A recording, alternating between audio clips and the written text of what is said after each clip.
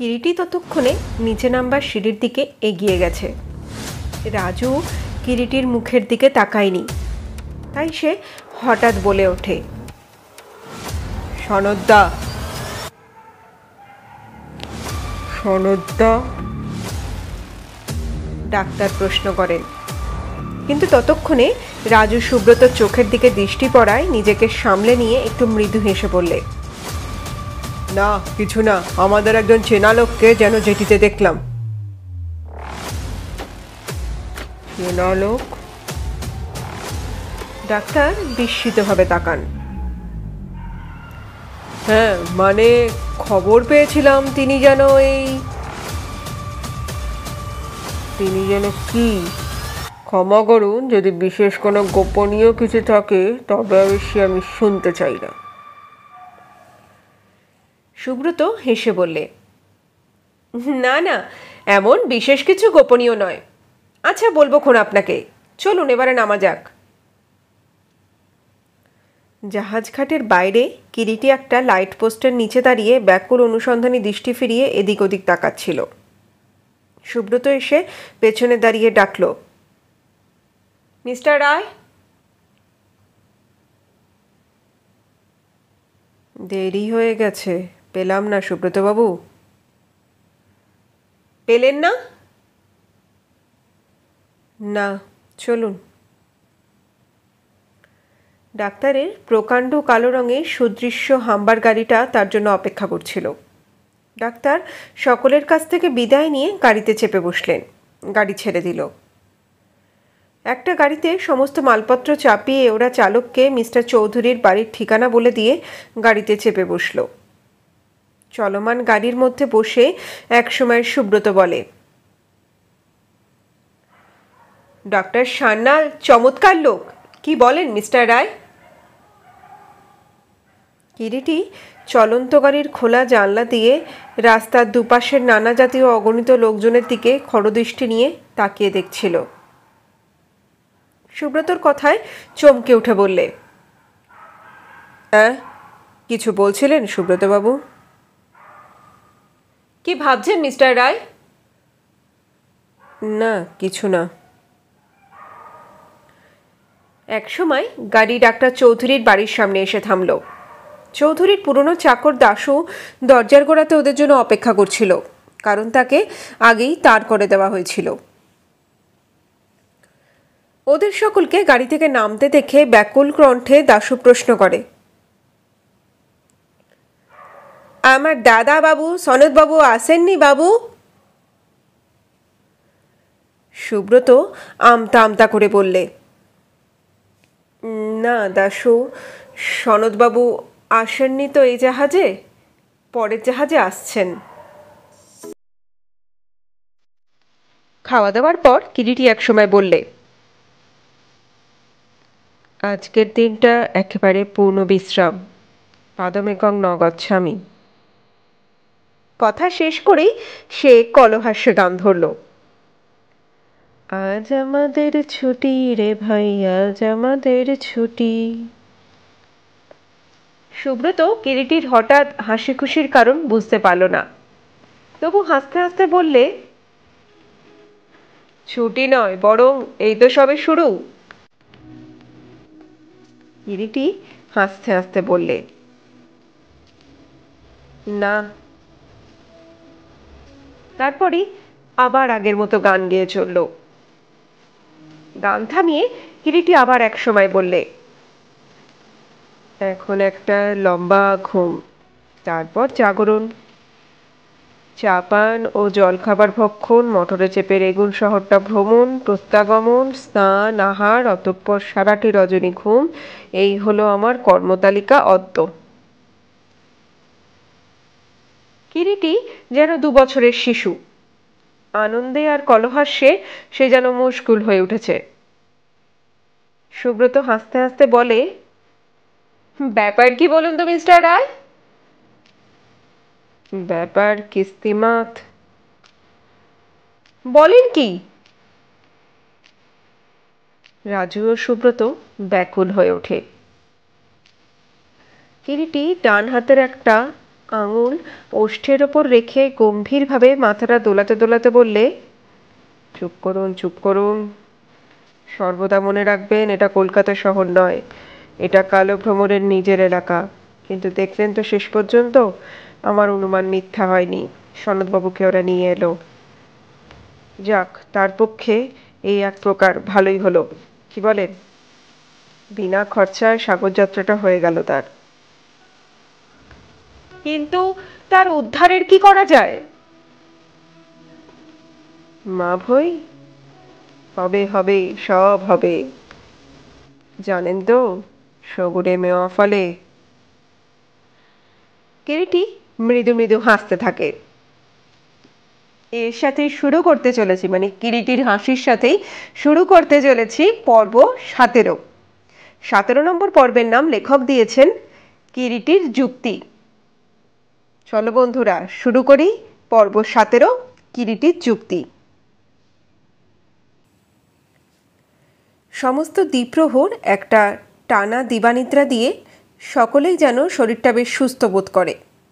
কয়েকদিন ধরে জাহাজে অবিশ্রাম ঢেউয়ের দোলায় মনে হয় এখনও যেন দেহটা দুলছে। বৈকালিক চা পানের পর রাজু শহর দেখতে বের হয়েছিল। কিরিটি আর সুব্রত দোতলার ব্যালকনিতে পাশাপাশি দুখানা চেয়ার পেতে বসে গল্প করছিল। সুব্রত বলছিল, যদিও আমি মুহূর্তের জন্য স্ট্রেচারে শায়িত সনদদাকে দেখেছি, তবু।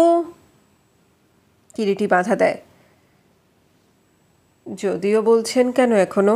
আপনার মনে কি কোনো সন্দেহ আছে সুব্রতবাবু? আপনি আমার কথা যদি বিশ্বাস করেন তাহলে জানবেন সকালবেলার ওই স্ট্রেচারে শায়িত ব্যক্তি আর কেউ নন, আমাদের সনদবাবুই। কিন্তু কেন যে আপনি ভাবছেন কালো ভ্রমর সনদদাকে প্রাণে মারবে না, এটা আমি ঠিক যেন এখনো বুঝে উঠতে পারছি না। প্রাণে যে মারবেই না বা প্রাণে মারা একেবারেই অসম্ভব, সে কথা তো আমি বলিনি সুব্রতবাবু। আপনারা আমার কথার ঠিক অর্থ ধরতে পারেননি। আমি বলতে চেয়েছি, বর্তমানে তারা সনদবাবুর প্রাণহানি করবে না, করতে পারে না। কেন?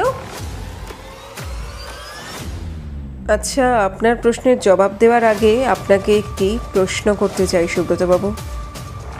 বলুন। আচ্ছা, আপনার অমরবাবুর মৃত্যু সম্পর্কে কি ধারণা?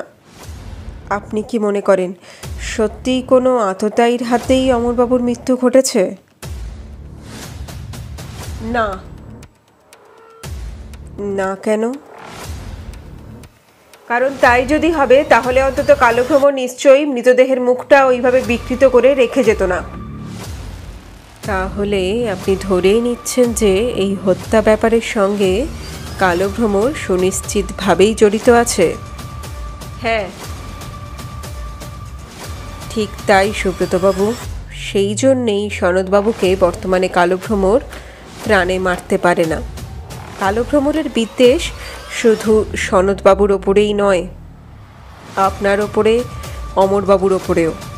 তবে সেই সঙ্গে আরও একটা কথা আমার মনে হচ্ছে, সনদবাবুর ওপরে কালো ভ্রমরের রাগ বা বিদ্বেষ থাকাটা স্বাভাবিক এবং তার কারণও আমাদের চোখের সামনে আছে। কিন্তু আপনার ওপরে তার বিদ্বেষের কারণ যে কেবলমাত্র গতবারের লজ্জাকর পরাজয়ের ব্যাপারটাই, এটা মানতে যেন কিছুতেই আমার মন চায় না সুব্রতবাবু। কেন এই কথা বলছেন কেন কিরিটিবাবু? তাই যদি বুঝতে পারতাম তাহলে কালো ভ্রমরের এবারের অভিযানের অর্থটাও আমার নিকট পরিষ্কার হয়ে যেত। এই ঘটনা ঘটবার কিছুদিন আগে থেকেই কালো ভ্রমর সম্পর্কে আমি যথাসাধ্য খোঁজ নিয়েছি। একটা জিনিস আমি লক্ষ্য করেছি, কালো ভ্রমর আর যাই হোক ছিচকে চোর ডাকাত নয়। কারণ বিশেষ করে তাহলে ধনিক সম্প্রদায়ের প্রতি তার যত কিছু বিদ্বেষ, যত বিতৃষ্ণা থাকতো না। এবং বিশেষ বিশেষ কতকগুলি কুকীর্তি ছাড়া সাধারণ আরও 5টা দুর্ধর্ষ ডাকাত বা চোরের মতোই হাঙ্গামা, ডাকাতি ও খুন খারাপি করে করে বেড়াতো। কিরিটির শেষের কথায় কান্না দিয়েই সুব্রত বলে, কিন্তু একটা কথা এখনো আমি বুঝতে পারছি না কিরিটিবাবু, এই এত বড় রেঙ্গুন শহরে কোন পথে আপনি সনদদার সন্ধান করবেন? সুব্রতর কথায় কিরিটি মৃদু হেসে বলে, তার জন্য চিন্তা নেই সুব্রতবাবু, কালো ভ্রমরকে আমাদের গৃহেই আসতে হবে। এ আপনি কি বলছেন? ঠিকই বলছি। এমন একটি বহুমূল্য সম্পদ হতে সে বঞ্চিত হয়েছে এবং বর্তমানে যা সম্পূর্ণ আমার অধিকারে, তারই আকর্ষণে সে আসবে। হ্যাঁ, কালো ভ্রমর আসবে, আসতে তাকে হবেই। কিরিটির কথাগুলো সুব্রতর নিকট যেন কেমন রহস্যপূর্ণ বলে মনে হয়, যেন পূর্ণ হেয়ালি। আমি আপনার কথা কিছু বুঝতে পারলাম না কিরিটিবাবু। ব্যস্ত হয়ে লাভ নেই সুব্রতবাবু, সময় এলেই সব বুঝতে পারবেন। এমন সময় সিঁড়িতে জুতোর শব্দ পাওয়া গেল। কিরিটি যেন হঠাৎ উদ্গ্রীব হয়ে ওঠে। ওই রাজেনবাবু আসছেন, আর তার সঙ্গে বোধ হয় সলিলবাবুও আসছেন, যদি আমার অনুমান মিথ্যা না হয়ে থাকে। সত্যি কিরিটির কথা শেষ হতে না হতেই প্রথমে রাজু এবং তার পশ্চাতে সলিলবাবু এসে ব্যালকনিতে প্রবেশ করলেন। আসুন মিস্টার সেন, কিরিটি আহ্বান জানায়। আপনাকে ডাকতে রাজেনবাবুকে পাঠিয়েছিলাম বটে, তবে ভাবিনি এখনই আপনি আসবেন। জানেন তো বিদেশের স্বজাতি। সলিলবাবু হাসতে হাসতে চেয়ারে উপবেশন করলেন। তারপর প্রাথমিক পরিচয় পর্ব শেষ করে সলিলবাবু বললেন, রাজেনবাবুর মুখেই সব শুনলাম মিস্টার রায়। এখন আপনি আমাদের সম্পূর্ণ ভরসা মিস্টার সেন, কিরিটি বলে। আচ্ছা, অমরবাবুর মৃত্যু সম্পর্কে আপনার মতামত কি জানতে পারি? নৃশংস হত্যা সন্দেহ নেই, বরং এ যে সেই আগের ঘটনারই যে, তাও আমাদের ধারণা। তারপর আবার এক সময় কিরিটি কথায় কথায় সলিল শেলকে প্রশ্ন করে, আচ্ছা মিস্টার সেন, অমরবাবু যে কক্ষে শয়ন করতেন সেখান থেকে চিৎকার করলে বা কোনো গোলমাল হলে নিচের ভৃত্যদের ঘরে কি শোনা যায়? না, আমি সেটা পরীক্ষা করে দেখেছি, শোনা যায় না। ভৃত্য তাহলে কোনো চিৎকার বা গোলমালি শুনতে পায়নি সে রাত্রে? না। আচ্ছা, লোকটা এ দেশীয় কি? হ্যাঁ। লোকটা এখন কোথায়? নিশ্চয়ই হাজতে। ভালো কথা, করোনারের ভার্ডিক্ট কি? কেউ বা কারা দ্বারা অমরবাবু নিষ্ঠুরভাবে ছুরিকাঘাত হয়ে নিহত হয়েছেন। আচ্ছা, আপনাদের ডিআইজি লোকটা ইউরোপিয়ান নিশ্চয়? Anglo Burmese. আপনাদের ডিপার্টমেন্টে কালো ভ্রমরের একটা ফুল ডিটেলস নিশ্চয়ই আছে? আছে। সেটা আমি একবার দেখতে পারি কি? নিশ্চয়ই, কাল আমার ডিপার্টমেন্টে আসবেন, দেখাবো। তাছাড়া আমাদের সুপারও আপনার সঙ্গে পরিচয় হতে ইচ্ছুক। রাত্রি প্রায় 9টার সময় ইন্সপেক্টর সলিল সেন ওদের নিকট হতে বিদায় নিলেন। ভৃত্য ওই সময় সংবাদ দিল আহার্য প্রস্তুত। আহারাদির পর সকলে এসে যে যার শয্যায় আশ্রয় নিল। সুব্রত ভাবছিল কিরিটির কথাগুলোই। কিরিটির অদ্ভুত বিচার ও বিশ্লেষণ শক্তি সত্যিই তাকে মুগ্ধ করেছে, কিন্তু তবু কিছুতেই সে যেন বুঝে উঠতে পারছিল না কেন কিরিটির ধারণা কালো ভ্রমর সনদদাকে এখনই প্রাণে মারবে না। কি জানি সুব্রত আবার ওই সঙ্গে ভাবে সব কথা যে কিরিটিবাবু খোলসা করে খুলে বলতে চান না। উনি কি সুব্রতকে বিশ্বাস করেন না? রাজুকে যে সলিলবাবুর সন্ধানে পাঠিয়েছেন সে কথা পর্যন্ত উনি তার নিকট গোপন করে রেখেছিলেন। কিন্তু কেন? আর কিরিটি ভাবছিল সম্পূর্ণ অন্য কথা। কালো ভ্রমর নিজে থেকে ধরা না দিলে কোনো মতেই তাকে ধরা যাবে না। সনতের উধাও হওয়ার দিন থেকে পরপর এই কদিন ঘটনাবলী বিশ্লেষণ করলে যেন তাই মনে হচ্ছে। অবিবেচকের মতো কোনো কাজই কালো ভ্রমর করতে পারে না। প্রতিটি পদবিক্ষেপ সে হিসেব করেই ফেলে।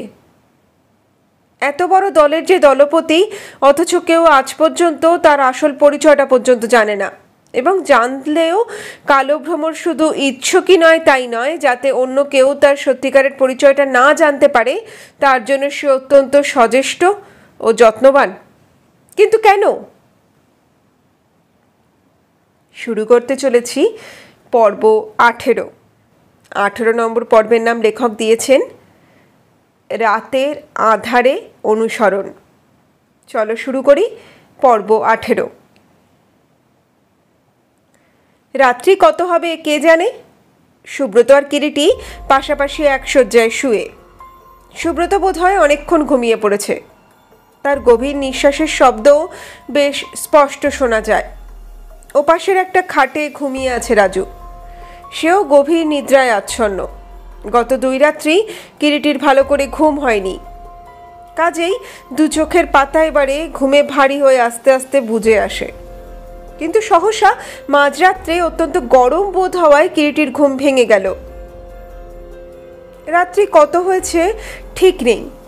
কিসের যেন একটা অস্পষ্ট আওয়াজ শোনা যাচ্ছে। মনে হলো যেন পাশের অন্ধকার ঘর থেকে শব্দটা আসছে। কিরিটি উৎকর্ণ হয়ে ওঠে। পাশেই সুব্রত গভীর নিদ্রায় আচ্ছন্ন। তার নিদ্রার কোনো ব্যাঘাত হয়েছে বলে তো মনে হয় না। হ্যাঁ, কারা যেন সাবধানী পায় নিঃশব্দে চলাচলের অস্পষ্ট মৃদু আওয়াজ। এত রাত্রে পাশের ঘরে কে? খানিক পরে সে শব্দটা শোনা গেল না। কিন্তু আবার, হ্যাঁ, ওই তো আওয়াজটা আবার পাওয়া যাচ্ছে। কেউ নিশ্চয়ই নিঃশব্দে ঘরে হেঁটে বেড়াচ্ছে। না, দেখতে হলো। কিরিটি উঠে বসে। শয্যা ত্যাগ করে দু ঘরের মধ্যবর্তী যে দরজাটা আছে তার সামনে গিয়ে সে কান পেতে দাঁড়ালো। তারপর দরজাটার গায়ে হাত দিয়ে ঠেলতে গিয়ে দেখলো দরজাটা ওদিক হতে বন্ধ। আশ্চর্য, শোয়ার সময়ও তো দরজাটা খোলাই ছিল। তবে কিরিটি আরো একটু জোরে দরজাটা ঠেলা দিল, কিন্তু দরজা খুলল না। কিরিটি বিস্মিত, বিমূঢ়। সহসা মনে পড়ে ওদিককার বারান্দার দিকেও ঘরটার দুটো জানলা আছে। সঙ্গে সঙ্গে কিরিটি এই ঘরের দরজা দিয়ে ওদিককার বারান্দায় গেল। অন্ধকার বারান্দা। নিচের বাগান থেকে ঝিঝি পোকার একঘেয়ে ঝিঝি শব্দ ভেসে আসে। রাতের হাওয়া নিঃশব্দে চোরের মতোই আনাগোনা করে ফেলে। নাম না জানা একটা মিষ্টি ফুলের গন্ধ বাতাসে ভেসে বেড়ায়। কিরিটি পায়ে পায়ে নিঃশব্দে এগিয়ে গিয়ে দেখে জানলাটি খোলা। দেওয়ালের গা ঘেঁষে চোরের মতো চুপি চুপি এসে এসে জানলাটার আড়ালে দাঁড়ালো। অন্ধকারে ঘরের মধ্যে একটা সরু আলোর রশ্মি এদিক ওদিক ঘুরছে। চোখের দৃষ্টি যতটা সম্ভব প্রখর করে কিরিটি ঘরের ভিতরের সবকিছু দেখবার চেষ্টা করতে লাগলো। যেখানে ওদের সুটকেস ও বাস্কগুলো সাজানো আছে সেখানে একটা ছায়ামূর্তি নিঃশব্দে দাঁড়িয়ে টর্চের আলো ফেলে কি যেন দেখছে। লোকটা কে? কি বা দেখছে? কিরিটি উৎকণ্ঠিত হয়ে ওঠে। খট করে একটা শব্দ হলো। হ্যাঁ, বাস্কের ডালা খোলার শব্দ বটে। বাস্কের মধ্যে আতি পাতি করে লোকটা কি খুঁজছে অমন করে? কিরিটি নিঃশব্দে দাঁড়িয়ে সব ব্যাপার দেখতে লাগলো। ওপরের বাস্কটা নামিয়ে রেখে লোকটা আর একটা বাস্ক খোলবার জন্য তার হাতের চাবির গোছা থেকে এক একটা চাবি দিয়ে চেষ্টা করতে লাগলো। আবার খট করে একটা শব্দ হলো। সঙ্গে সঙ্গে বাস্কের ডালাটাও খুলে গেল। এবারে অল্পক্ষণ হাতড়িয়ে কি একটা কাগজ পেয়ে লোকটা টর্চের আলোয় সেটা মেলে ধরে দেখলে এবং সেটা পকেটে পুরে টর্চ নিভিয়ে ওদিককার জানলার কাছে গিয়ে দাঁড়ালো। তারপর জানলা টপকে ওদিকে চলে গেল। কিরিটিও সঙ্গে সঙ্গে লাফ দিয়ে জানলা টপকে ঘরের মধ্যে গিয়ে ঢুকলো। জানলাটার কাছে ছুটে এসে সে দেখে জানলার গায়ে একটা দড়ির মই ঝুলছে, আর লোকটা নিঃশব্দে সেই দড়ির মই বেয়ে নিচের বাগানে নেমে যাচ্ছে দ্রুত। আর দেরি না করে কিরিটি এক প্রকার ছুটেই বাড়ির সিঁড়ি দিয়ে বাগানের দিকে চলে যায়। রাতের অন্ধকারে বাগানটি অস্পষ্ট, ভালো করে কিছু দেখাও যায় না, বোঝাও যায় না। বাগানের পেছন দিকে দিয়ে একটা স্বল্প পরিসর রাস্তা ঘুরে এসে এদিককার বড় রাস্তায় মিশেছে। যেতে হলে লোকটিকে বাগানের প্রাচীর টপকে ওই রাস্তা দিয়েই এই বড় রাস্তাতেই আসতে হবে। কিরিটি মনে মনে চিন্তা করে দ্রুত পদে সদর দরজার দিকে চলে। তারপর দরজা খুলে রাস্তার ওপরে এসে দাঁড়ালো। সহসা তার নজরে পড়ে রাস্তার ঠিক ওপরেই ছোট একটা 2 সিটার মোটর গাড়ি অন্ধকারে দাঁড়িয়ে আছে। একটু পরে কার পায়ের শব্দ পাওয়া গেল। শব্দটা বাগানের পেছনের সরু রাস্তার দিক থেকেই আসছে মনে হয়। শব্দটা ক্রমে স্পষ্ট হতে স্পষ্টতর মনে হয়। কিরিটি দরজার কপাটের আড়ালে একটু সরে দাঁড়িয়ে দেখল সরু রাস্তা দিয়ে একটা লোক বড় রাস্তার দিকে আসছে। লোকটার গায়ে একটা কালো রঙের কিমোনো চাপানো, মাথায় একটা নাইট ক্যাপ। লোকটা আস্তে আস্তে মোটরটির কাছে এসে দরজা খুলে গাড়ির ভেতরে গিয়ে বসলো। কিরিটি দ্রুত পদে এগিয়ে এসে গাড়ির পেছনে যে চাকার ক্যারিয়ারটা ছিল সেটার ওপর চট করে উঠে বসে কোনো মতে। তারপর গাড়ির হুড আটকাবার জন্য পেছনে যে দুটো লোহার হুক ছিল, 2 হাতে সেই দুটোকে বেশ শক্ত করে চেপে ধরল। গাড়ি ততক্ষণে স্টার্ট দিয়ে চলতে শুরু করেছে। গাড়ির বেগ ক্রমেই বেড়ে চলেছে। সামান্য একটা চাকার ওপর ঠিক হয়ে বসে থাকা সত্যিই বড় কষ্টকর। গাড়ি রাত্রির অন্ধকারে রেঙ্গুন শহরের বিভিন্ন পথ ধরে ছুটে চলেছে। সামান্য জায়গায় একইভাবে বসে থেকে কিরিটির হাত পা সব টনটন করছে। অনেকক্ষণ পরে গাড়িটা এসে একটা বাগানের মধ্যে প্রবেশ করলো।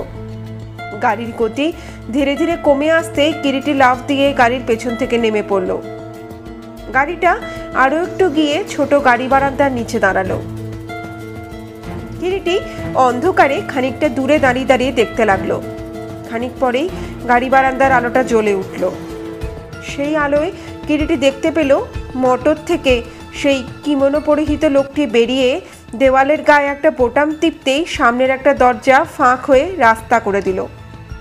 লোকটি দরজা দিয়ে ভেতরে ঢোকার সঙ্গে সঙ্গেই প্রায় দরজাটা আবার বন্ধ হয়ে গেল। আলোটাও নিভে গেল। কিরিটি উঠে গাড়ি বারান্দায় এলো, কিন্তু অন্ধকারে গাড়ি বারান্দাটা ভালো করে দেখা যায় না।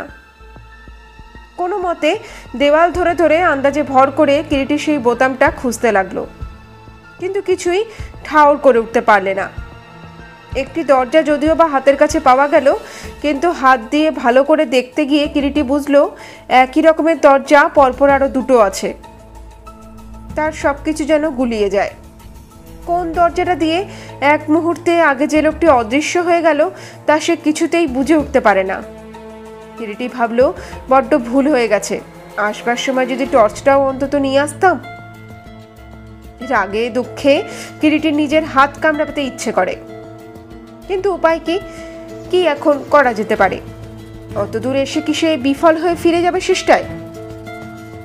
এমন সময় সামনেই কোথাও একটা ওয়াল ক্লক ঢং ঢং ঢং ঢং করে রাত্রি 4টে ঘোষণা করলে।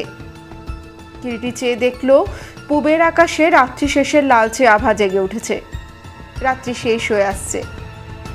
আর এভাবে এখানে দাঁড়িয়ে থাকা সমীচীন নয়। কিরিটি নিঃশব্দে গেট পার হয়ে রাস্তায় চলে আসে।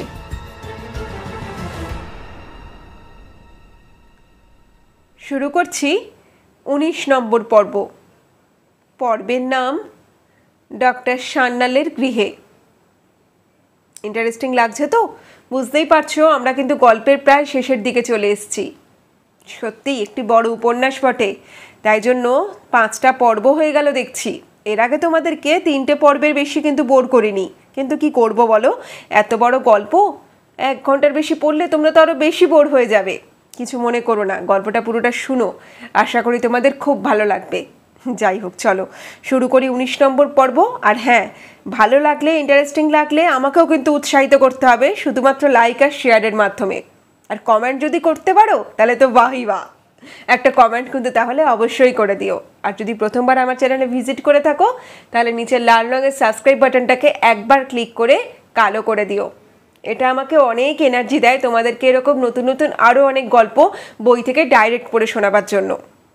চলো শুরু করি পর্ব 19, ডাক্তার সান্যালের গৃহে।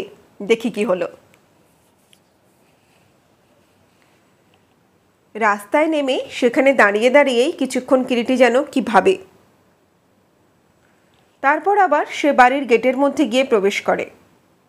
স্বল্প আলো আঁধারে সে গাড়ির নম্বরটা দেখবার চেষ্টা করলে, কিন্তু আশ্চর্য হয়ে দেখল যে গাড়ির নাম্বার প্লেটই নেই, সেটা খুলে রাখা হয়েছে।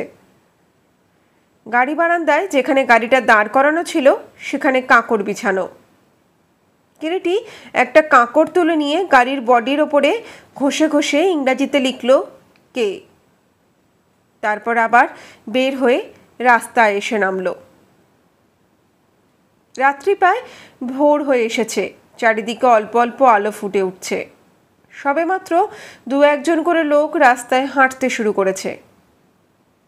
কিরিটি নিশ্চিন্ত মনে হাঁটতে শুরু করলো। আনমনা হয়ে হাঁটতে হাঁটতে কখন যে ভুল পথে এসে পড়েছে তা সে নিজেও টের পায়নি।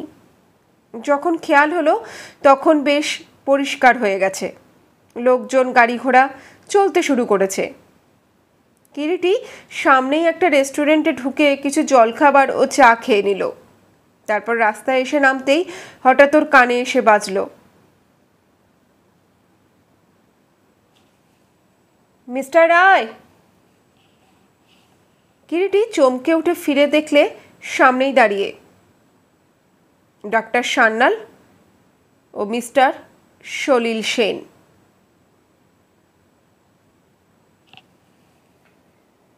সুপ্রভাত, কোথায় চলেছেন? ডাক্তারই প্রথমে প্রশ্ন করলেন। এই সকালবেলা বেড়াতে বেড়াতে। কিরিটি আমতা আমতা করে জবাব দিল। ডাক্তার মৃদু মৃদু হাসতে লাগলেন। তারপর বললেন, একেবারে রাত্রিবাস চাপিয়েই বেড়াতে বেরিয়েছেন দেখছি যে। কিরিটি নিজের বেশভূষার দিকে সহসা এতক্ষণে তাকিয়ে লজ্জিত হলো, একটু অপ্রস্তুত হলো। সত্যি এ খেয়াল তো তার মোটেই হয়নি। তাড়াতাড়ি সে কথাটা ঢাকবার জন্য কিরিটি হাসতে হাসতে প্রশ্ন করলে, আপনিও মর্নিং ওয়ার্কে বুঝি? হ্যাঁ, ভোরবেলা গেছিলাম আমার এক বন্ধুর বাড়ি। এরপর হেঁটে বেড়ানোর শখ, তাই বেড়াতে বেরিয়েছি। আমার এই বন্ধুটিকে বোধহয় চিনতে পারছেন না। ইনি সিআইডি ইন্সপেক্টর মিস্টার সলিল সেন। বিলক্ষণ, আগেই এর সঙ্গে পরিচয় লাভের সৌভাগ্য হয়েছে। সুপ্রভাত মিস্টার সেন। বলে কিরিটি হাত তুলে নমস্কার জানালো। মিস্টার সেনও প্রতি নমস্কার দিলেন মৃদু হেসে। ডক্টর সান্যাল সলিল সেনের দিকে তাকিয়ে বললেন, ও তাই নাকি? বেশ বেশ। কিন্তু মিস্টার সেন, ধূর্যটিবাবুর আসল পরিচয়টুকু পেয়েছেন তো? ভদ্রলোক চমৎকার গান গাইতে পারেন। আসছেন তো আজ আমার ওখানে, শুনবেন এর গান। এবার জাহাজে ওর সঙ্গে আলাপ হলো। কিরিটি হাসতে হাসতে বললে, শুনবেন না মিস্টার সেন ডাক্তার সান্যালের কথা? বিনয় করে বড্ড বেশি বাড়িয়ে বলছেন। বরং ওরই বাজনার সুর এখনো আমার 2 কান ভরে আছে। যা বলেছেন মিস্টার রায়, সত্যি সত্যি অদ্ভুত ওর বাজনার হাত, যেন সুধা বর্ষণ করে। মিস্টার সেন বললেন। মিস্টার সেন, আপনি তো এদিকেই চলেছেন, চলুন আপনার সঙ্গে গল্প করতে করতে যাব। বলে যেন এক প্রকার জোর করেই কিরিটি মিস্টার সেনকে সঙ্গে করে নিয়ে যায়। পথে যেতে যেতে কিরিটি সংক্ষেপে ডক্টর সান্যালের কাছে যে কেন পরিচয়টা তার গোপন করেছে সবই বলে। দ্বিপ্রহরে ডক্টর সান্যালের গৃহে সকলেই এসে হাজির হয়েছে। কিরিটি, সুব্রত, রাজু ও মিস্টার সলিল সেন। কমিশনার রোডে ডক্টর সান্যালের বাড়ি, মস্ত বড় দোতলা বাড়ি। বাড়ির পেছনে ফুলের বাগান ও গ্যারেজ, দোতলায় একটা ল্যাবরেটরি, তার পাশেই লাইব্রেরি ঘর। 10-12টা আলমারিতে ঠাসা ইংরাজি, বাংলা, ফ্রেঞ্চ, জার্মান ভাষার সব ডাক্তারি বই। শয়ন ঘরে একটা ছোট্ট ক্যাম্প খাটে সামান্য একটা কম্বল বেছানো, তার উপরে একটা কাশ্মীরি চাদর পাতা, ঝালর দেওয়া পরিষ্কার দুটি মাথার বালিশ। মাথার কাছে টিপয়ের ওপর একটা টেবিল ল্যাম্প ও তার পাশে ধ্যানস্থ বুদ্ধের ছোট একটি পিতল মূর্তি। ঘরে 3টি ফটো, একটি ডাক্তারের মার এবং অন্য দুটি তার বাবার ও বোনের। ডাক্তার ঘুরিয়ে ঘুরিয়ে ওদের সবাইকে সব বাড়িঘর দেখালেন। খেতে বসে নানা গল্প করতে করতে ডক্টর সান্যাল একসময় প্রশ্ন করলেন, মিস্টার অমর বসুর মৃত্যুর কোনো কিনারা হলো মিস্টার সেন?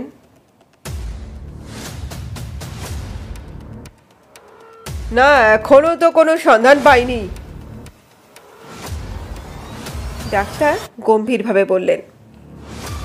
কিন্তু খবরের কাগজওয়ালারা তো খুব বলছিল যে এর মধ্যে কালো ভ্রমরেরও নাকি হাত আছে। কালো ভ্রমরের নাম শুনেই মিস্টার সেন সহসা অত্যন্ত উত্তেজিত হয়ে পড়লেন। চাপা কণ্ঠে বলতে লাগলেন, কালো ভ্রমর, উফ, একটিবার যদি সেই শয়তানকে, সেই দুশ্মনকে হাতের কাছে পেতাম, তবে তার কাঁচা মাথাটাই চিবিয়ে খেতাম বোধহয়। মিস্টার সেনের ভাব দেখে ডাক্তার সান্যাল হেসে বললেন, কালো ভ্রমরের ওপরে আপনার যে ভয়ানক রাগ দেখছি মিস্টার সেন। রাগ কি আর সাধে হয় ডাক্তার? সভ্য সমাজের মধ্যে সে একটা গলিত কুষ্ঠ। সর্বত্র এমন বিভীষিকা সে জাগিয়ে তুলেছে যে আঁতকে শিউরে উঠতে হয়। শয়তান! ডাক্তার এবারে যেন একটু গম্ভীর হলেন, বললেন, সত্যি সেবাটা বড় বাড়িয়ে তুলেছে।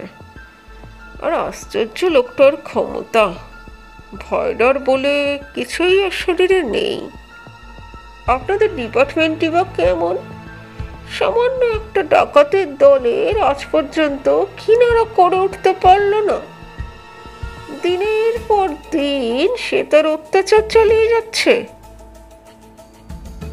পাপের ঘোড়া তার পূর্ণ হয়েছে, এবার তার সকল কিছুর হিসাব নিকাশ হবে, দেখুন না, বললে রাজু। এই কথাই হতে পারে না। একটা ডাকাতের দলকে খুঁজে বের করা যায় না। আপনাদেরও সেরকম চেষ্টা নেই মিস্টার সেন, নইলে? বললেন ডাক্তার মৃদু মৃদু হাসতে হাসতে। আহারাতির পর সলিল সেন বললেন, আমি এখন ঘন্টা 2-এর জন্য বিদায় নেব, আবার 4টে 4:30-এর মধ্যে ফিরব, জরুরি একটা কাজ আছে। মিস্টার সেন উঠে পড়লেন। কিরিটি বললে, আমারও একটু কাজ আছে, ঘন্টাখানেকের মধ্যেই ফিরব। সুব্রত, তোমরা এখানেই থাকো। কিরিটিও মিস্টার সেনের সঙ্গে উঠে গেল। ছোট 2-সিটার গাড়িখানি মিস্টার সেনের। একজন ভৃত্য গাড়ির মধ্যে বসেছিল, সে গিয়ে ভিতরের সিটে বসল। মিস্টার সেন গিয়ে স্টিয়ারিংয়ে বসলেন। মিস্টার সেন কিরিটির দিকে ফিরে গুড বাই বলে গাড়িতে স্টার্ট দিলেন। গাড়ি চলতে শুরু করলো। এমন সময় গাড়ির বডির পেছন দিকটায় নজর পড়তেই কিরিটি চমকে উঠল, কারণ সে দেখলে গাড়ির গায়ে ঘষে ঘষে কে অক্ষরটি তখনও স্পষ্ট রয়েছে। বিস্ময়ের প্রথম ধাক্কাটা কাটবার আগেই গাড়িটা সাইলেন্সার পাইপ দিয়ে খানিকটা ধোঁয়া ছেড়ে স্থানটা ধুমায়িত ও পেট্রোলের গন্ধে ভরিয়ে দিয়ে গেটের বাইরে চলে গেছে। সহসা কিরিটির চমক ভাঙল ডাক্তারের কণ্ঠস্বরে। ইতিমধ্যে কখন যে একসময় ডাক্তার সান্যাল নিচে নেবে একেবারে ওর পাশটিতে দাঁড়িয়েছেন সে টেরই পায়নি। ডাক্তার বললেন, মিস্টার রায়, আপনি যাবেন না বলছিলেন? কিরিটি ততক্ষণে আপনাকে সামলে নিয়েছে। বললে, হ্যাঁ এই যে যাই বলে সে গিয়ে রাস্তায় নামলো।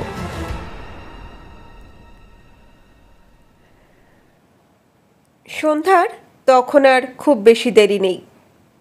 দিনের আলোর বিলীয়মান রশ্মিগুলো আকাশের মেঘের গায়ে গায়ে ইন্দ্রধনু রচনা করছে।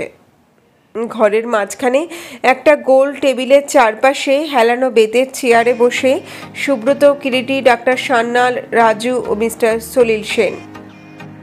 কিরিটি গায়ে ছিল। দিনের শেষে ঘুমের দেশে ঘোমটা পড়া ওই ছায়া, ভুলালোলে ভুলালো মোর পান, ওপারের ওই সোনার কুলে আধার মূলে কোন মায়া, গেয়ে গেল কান ভাঙানো গান। কিরিটির উদ্দাত্ত কণ্ঠস্বর শান্ত প্রকৃতির গায়ে যেন মায়াজাল রচনা করে চলেছে। মুগ্ধ বিস্ময়ে সকলে শুনছে। কিরিটি তখন গাইছে,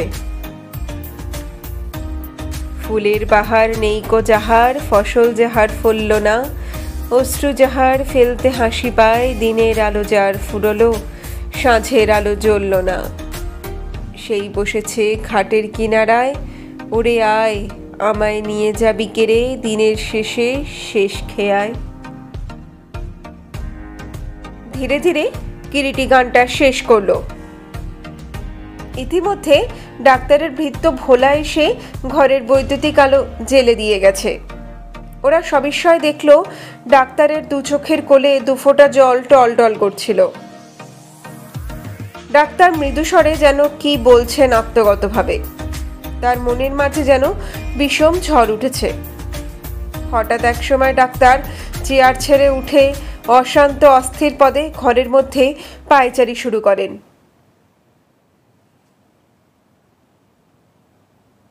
পর্ব 20 নম্বর পর্বের নাম লেখক দিয়েছেন ডায়েরি কার্ড। কি তোমাদেরও মাথার মধ্যে কি আমার মতোই ঘুরছে? তাহলে পরে ডাক্তার সান্যাল আসলে কে বা কিছু আছে কি না তার, হঠাৎ করে ডাক্তার সান্যাল এত গুরুত্বপূর্ণ হয়ে পড়ছে কেন গোটা গল্পের মধ্যে? চলো দেখি পরের পর্ব 20 নম্বর পর্বে ঠিক কী ঘটতে চলেছে। নাম হচ্ছে ডায়েরি কার্ড। Doctor doctor! সহসা যেন সলিল সেনের ডাকে ডাক্তারের সম্বিত ফিরে এলো। তিনি বললেন, না কিছু না, মাঝে মাঝে মনটা আমার কেন যে উতলা হয়ে ওঠে বুঝছি না। একটু অপেক্ষা করুন আপনারা, এখনই আসছি। বলে দ্রুত পদবিক্ষেপে ডাক্তার ঘর থেকে নিষ্ক্রান্ত হয়ে গেলেন। বোঝা গেল ডাক্তার তার ল্যাবরেটরি ঘরে গিয়ে ঢুকলেন, কারণ সেই ঘরের দরজাটা দরাম করে বন্ধ হয়ে গেল। লোকটা এদিকে একেবারে চমৎকার, কিন্তু রাত্রি হওয়ার সঙ্গে সঙ্গেই কি যেন ওর ঘাড়ে চাপে। পাগলের মতো যা তা বকেন, অস্থির চঞ্চল হয়ে ওঠেন। আশ্চর্য! রাজু বললে, মাথায় কোনো গন্ডগোল আছে বোধহয়। অন্তত আমার তো তাই মনে হয়।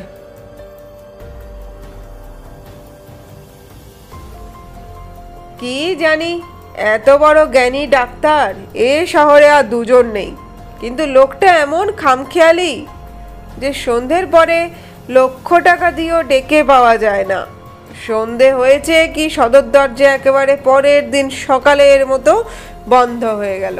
মাঝে মাঝে শুধু গভীর রাতে গিটারের করুণ সুর মূর্ছনা শোনা যায়। আমার মনে হয় মাথা খারাপ টারাপ কিছু নয়, হয়তো জীবনে বড় রকমের কোনো আঘাত পেয়ে থাকবেন, তারই জন্য এরকম মানসিক অবস্থা হয়েছে। রাত্রে কি সত্যি সত্যি ডাক্তার কোথাও বের হন না মিস্টার সেন? কিরিটি শুধালো।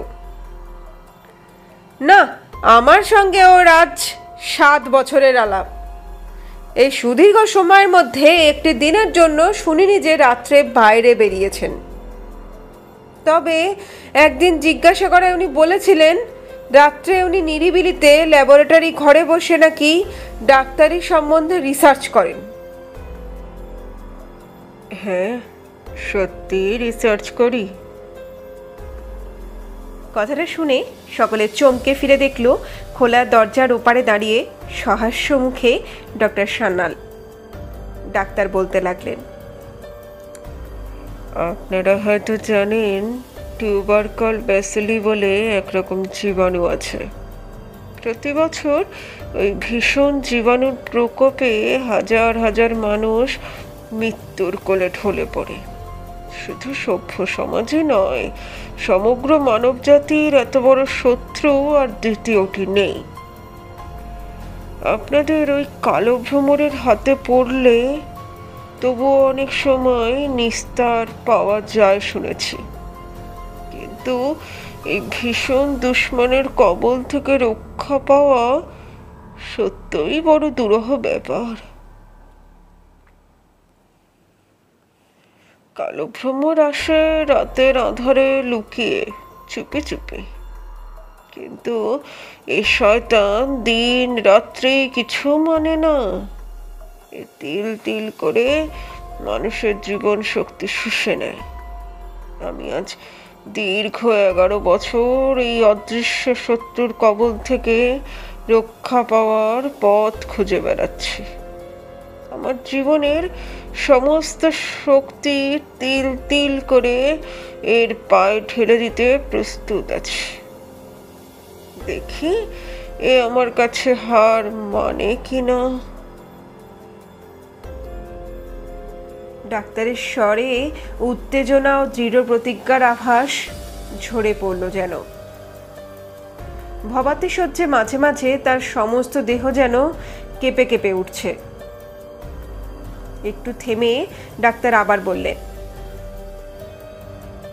কিন্তু আর নয়, আজকের মতো আপনাদের কাছ থেকে আমি বিদায় চাই। সকলে উঠে পড়লেন। ঘরের ওয়াল ক্লকটা ঢং ঢং করে রাত্রি 7টা ঘোষণা করলে।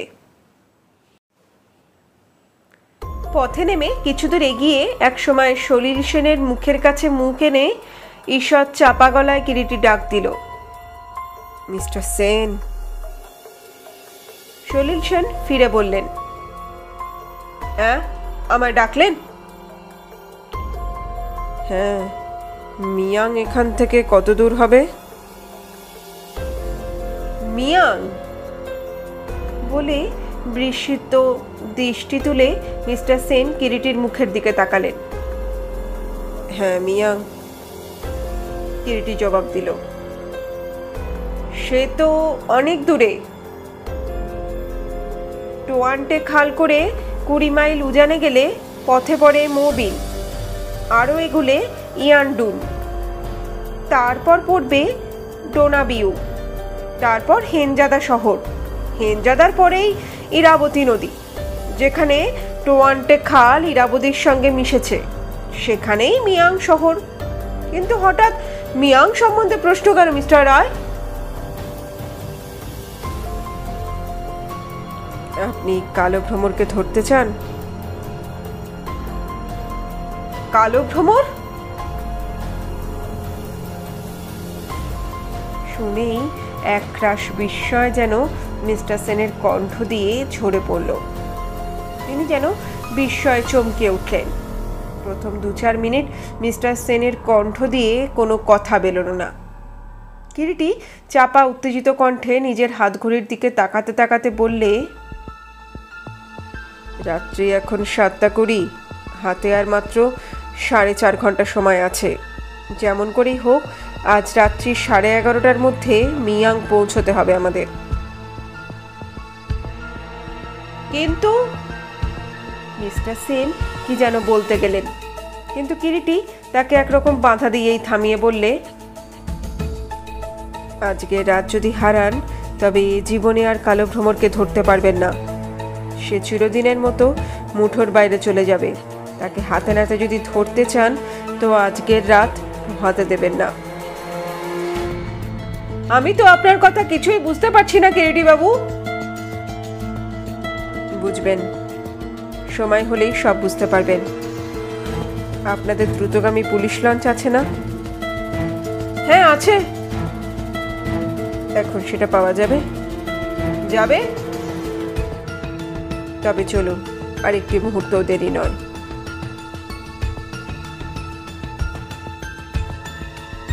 অন্ধকারে সার্চলাইট জেলে পুলিশ লঞ্চখানা টোয়ান্টে খালের মধ্য দিয়ে দ্রুত গতিতে এগিয়ে চলেছে। লঞ্চে আরোহী আছে 6 জন। সুব্রত, রাজু, কিরিটি, মিস্টার সলিল সেন ও 2 জন আর্মড বর্মী পুলিশ। কিরিটি একটা লেদার বাঁধানো ডায়েরি হাতে করে নাড়তে নাড়তে বললে, মিস্টার সেন, আপনি হয়তো সমগ্র ব্যাপারটার আকস্মিকতায় আশ্চর্য হয়ে গেছেন। এই ডায়েরি পড়লেই ব্যাপারটা সব পরিষ্কার হয়ে যাবে। শুনুন, পড়ছি। লঞ্চের কেবিনের আলোয় ডায়েরিখানা মেলে ধরে কিরিটি বললে, আমি অবশ্য ডায়েরির সব কথা এখন আপনাদের পড়ে শোনাবো না, কয়েকটা পাতা মাত্র পড়ব। শুনুন। কিরিটি ছোট একখানা ডায়েরি খুলে পড়তে শুরু করলো। বাবা, আমার স্নেহময় বাবা আর ইহজগতে নেই। বিলাত থেকে শেষ পরীক্ষা দিয়ে দেশে পা দেওয়ার সঙ্গে সঙ্গেই এই সংবাদে আমার বুকখানা একেবারে ভেঙে গুড়িয়ে দিলে। তারপর বাবার ডায়েরি পড়ে বুঝতে পারলাম বাবার অকাল মৃত্যুর জন্য দায়ী 3টে লোক। 2 জনের নাম তার ডায়েরিতেই পেলাম। তারা 2 জনেই বার্মায় এখন বিপুল সম্পত্তির অধিকারী। একজন মিস্টার চৌধুরী আর একজন বিখ্যাত তামাক ব্যবসায়ী বিপিন দত্ত। 3য় জনের নাম কোথাও খুঁজে পাওয়া গেল না। বাবা, বিপিন দত্ত, মিস্টার চৌধুরী ও আর একজন মিলে কাঠের ব্যবসা করেন। বিপিন দত্তের 2 ছেলে ও বউ ছিল। মিস্টার চৌধুরী অবিবাহিত। আমরা 2 ভাই বোন ছাড়া বাবার আর কেউ ছিল না। বাবার ব্যবসায় উন্নতি হওয়ায় আগেই মা মারা যান। বাবা ছিলেন যেমন সরল তেমনি নিরীহ প্রকৃতির। এই জগতে কাউকেই তিনি অবিশ্বাস করতেন না, কিন্তু শেষ পর্যন্ত সেই বিশ্বাসই তার কাল হলো। মা মারা যাওয়ার পর থেকে বাবা কেমন যেন উদাস প্রকৃতির হয়ে গিয়েছিলেন। এই দুনিয়ার কোনো কিছুর ওপরেই তার আর তেমন কোনো আকর্ষণই যেন ছিল না। ব্যবসা সংক্রান্ত সকল কিছুই দত্ত ও চৌধুরী তার ব্যবসার অন্য 2 অংশীদার দেখাশোনা করতেন। বাবার কাছে কোনো কিছুর সম্বন্ধে মত নিতে গেলে বলতেন, ওর মধ্যে আর আমায় টেনো না তোমরা, যা ভালো বোঝো তাই করোগে। আমি ছিলাম তখন বিলেতে।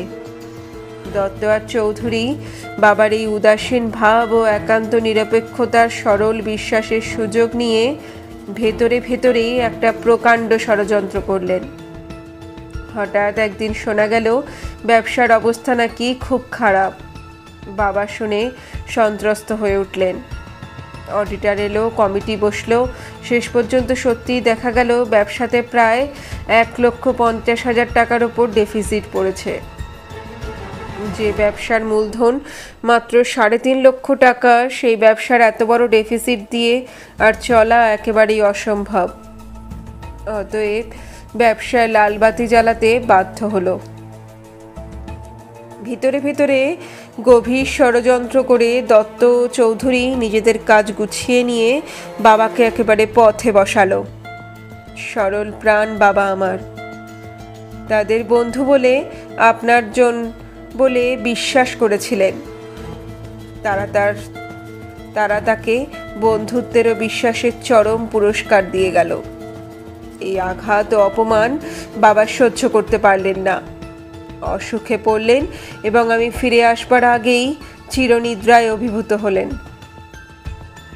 যাবার সময় তিনি আমার নামে একটা চিঠি রেখে যান। সুরো, বাবা আমার, এ জীবনের শেষক্ষণে তোমায় দেখে যেতে পারলাম না, এ যে আমার কত বড় দুঃখ তা একমাত্র ভগবানই জানেন। মনে মনে তোমার জন্য আমার শেষ আশীর্বাদ ভগবানের শ্রীচরণে দিয়ে গেলাম। যাবার আগে তোমায় দেবার মতো আর আমার বিশেষ কিছুই অবশিষ্ট নেই। তোমার মার নামে জমানো 1000-5 টাকা আর আমার জীবনের অভিজ্ঞতা দিয়ে সঞ্চয় করা 2টি কথা রেখে যাচ্ছি। প্রথম কথা, এই দুনিয়ার সরল বিশ্বাসের কোনো দাম নেই। দ্বিতীয় কথা, যে বিশ্বাসহান্তা তার একমাত্র ব্যবস্থা কঠোর মৃত্যুদণ্ড।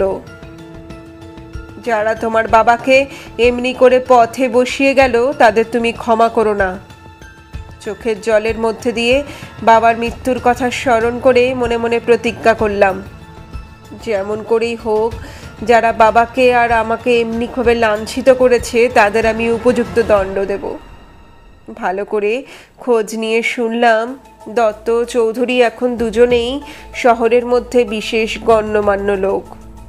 একজন কাঠের ব্যবসা ফেদে লক্ষপতি, অন্যজন তামাকের ব্যবসায় প্রায় তাই।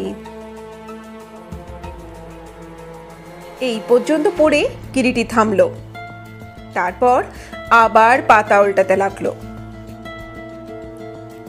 তারপর শুনুন বলে কিরিটি আবার পড়তে শুরু করে। দত্ত চরম শাস্তি মিলেছে, প্রাণে মারিনি, সমস্ত ব্যবসা তছনছ করে দিয়েছি। আজ লক্ষপতি তামাকের ব্যবসায়ী বিপিন দত্ত পথের ভিখারি, পয়সার শোকে আজ সে পাগল, রাস্তায় রাস্তায় ঘুরে বেড়ায়। 1 নম্বর হলো, এবার চৌধুরী তোমার পালা। চৌধুরীর ভাগ্নে সনদকে লোক দিয়ে দলে ভিড়িয়েছি। ভাগ্নে বুড়োর খুব আদরের। বুড়ো একেবারে জ্বলে পুড়ে খাক হয়ে যাচ্ছে। দিনের পর দিন সনদ অধঃপাতের পথে নেমে চলেছে। অর্থাৎ সে জানে না এর মধ্যে আছে এক হতভাগ্যের প্রতিহিংসার চক্রান্ত। কিন্তু দিনকে দিন এ কি হচ্ছে আমার? দুশ্চিন্তা সর্বদা যেন আমায় ভূতের মতো পিছু পিছু তাড়া করে চলেছে। এ কি হলো? ডায়েরির আর এক জায়গায় লেখা আছে, আরও কিছুদিন যাক, সনদকে একেবারে পথের ধুলোয় টেনে এনে বসাই, তারপর বুড়ো চৌধুরীকে ধরব। ওকে শেষ করতে তো আমার 1 মাসও লাগবে না। কিন্তু আর একজন কে, কি তার নাম, কে আমাকে বলে দেবে? কিন্তু আমার এ কি হলো, এ কি যন্ত্রণা! রাত্রি হওয়ার সঙ্গে সঙ্গে আমার শয়তানটা যেন আমার শত বাহু মেলে শয়তানির পথে টেনে নিয়ে চলে। কোনো মতেই যেন আমি তাকে ঠেকিয়ে রাখতে পারি না। আর এক জায়গায় লেখা, ডাক্তার চৌধুরী হঠাৎ মরে আমার বড়ই ফাঁকিটাই দিয়ে গেল। আমার স্বপ্ন ধুলোয় মিশে গেল।